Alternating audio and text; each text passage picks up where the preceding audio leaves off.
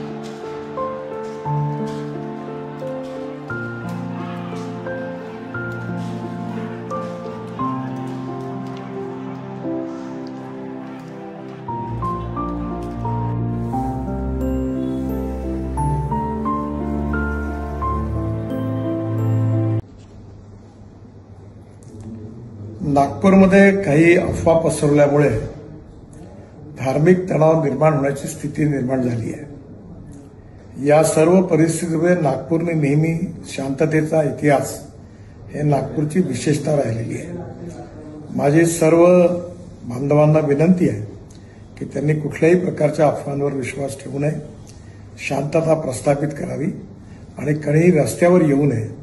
सगळ्यांनी कायदा आणि व्यवस्थेला सहकार्य करावं आणि सलोख्याचं आणि सौहार्दाचं वातावरण ठेवण्याची नागपूरची जी परंपरा आहे त्या परंपरेनुरूप आपला व्यवहार करावा। ज्या ज्या लोकांनी चुका केल्या असतील किंवा ज्यांनी गैरकायदेशीर कृत्य केले असतील त्यांच्यावर सरकार कारवाई करेल असा विश्वास मी आपल्या सगळ्यांना देतो। माननीय मुख्यमंत्र्यांनाही या संबंधातली सर्व माहिती मिळालेली आहे, त्यामुळे आपण कुठल्याही अफवांवर विश्वास न ठेवता आपण सगळ्यांनी सहकार्य करावं आणि प्रेमाचं, सौहार्दाचं उत्तम वातावरण ठेवण्याकरता मदत करावी, पोलिसांना मदत करावी असं माझी आपल्या सगळ्यांना नम्र विनंती आहे। नमस्कार।